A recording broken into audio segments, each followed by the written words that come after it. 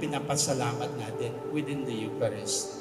Paano nga naman natin masasabi at ipapaliwanag ang lalim ng pananalangin?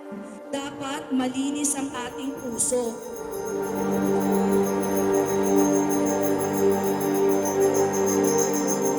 Anong pagkakilala mo sa Diyos? Gaano mo kakilala ang Diyos? Ito ang aking katawan. Ito ang aking dugo. Ang sinasabi nating Eucharistia ay pasasalamat. Pero mga kapatid kong minamahal, malinaw na panawagan sa atin sa mabuting balita, magkaroon tayo ng tamang pagkaalam. Sapat na pagkaalam. Hindi yung tayo makikinig lamang sa sabi-sabi ng iba. Mag-exert tayo ng effort sa pagkilala. Makita rin natin mga kapatid sa pagninilay, naroon kalinaw na nagkahiwa-hiwalay ang mga tao dahil sa maling alam. The journey of support, love, na andun po talaga ang Diyos.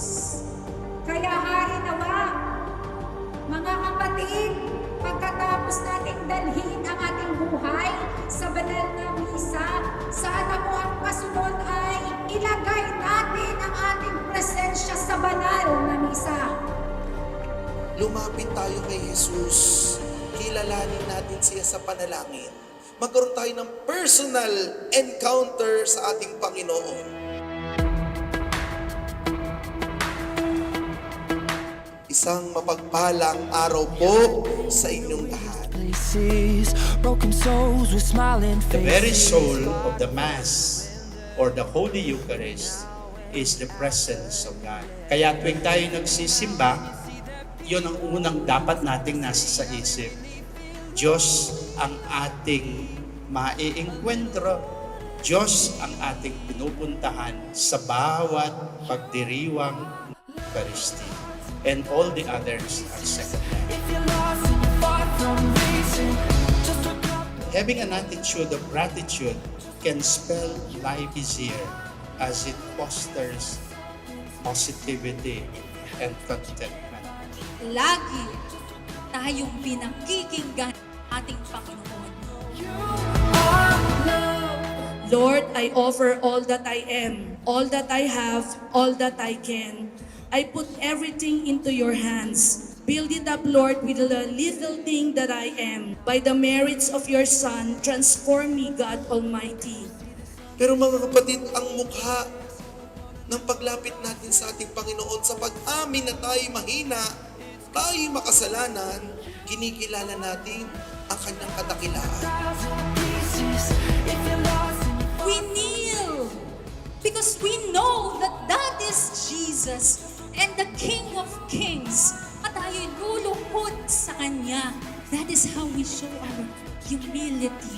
Ang penitential rite ay bahagi ng simula ng misa kung saan inaamin natin na tayo ay makasalanan at humihingi tayo ng awa at kapatawaran sa Diyos.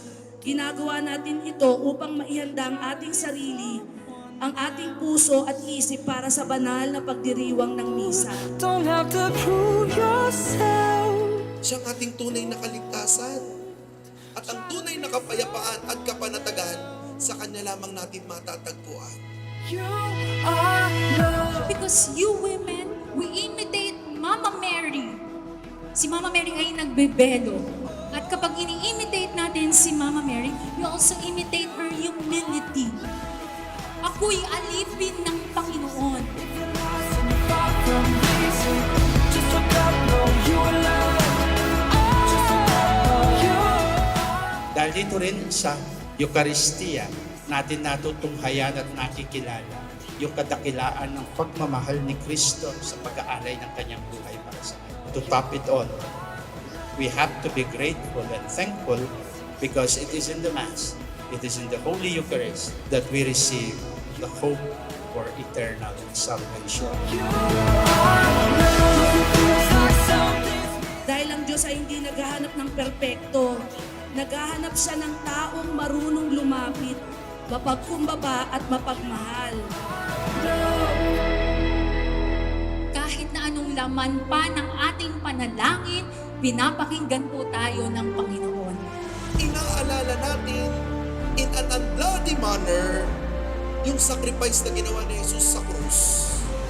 Nag-alay ng kanyang buong sarili para sa ating lahat. Inialay niya para sa ating kaligtasan, para sa ating katubusan. Hindi siya natakot mahirapan. Ang mga taong tunay na nagmamahal, handang masaktan, handang mahirapan, alang-alang sa kanyang minamahal. Hindi madali ang magpakabanal. Ang mga taong nasa langit ay mga taong banal. Kaya pag sumikapan natin, mabuhay sa kabanalan at sa paanong paraan, magsabuhay ng pagmamahal na tunay. The word Eucharist comes from the Greek word Eucharistia, which means actually thanksgiving, gratitude. It is derived from the verb Eucharisteo, meaning to give thanks. Our life here on earth is a preparation for our life in heaven. Kung anong ginagawa mo ngayon ay ginagawa mong paghahanda para sa susunod.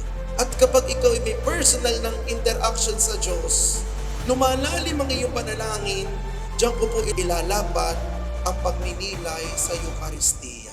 Si Jesus, ang banal na Eucharistia.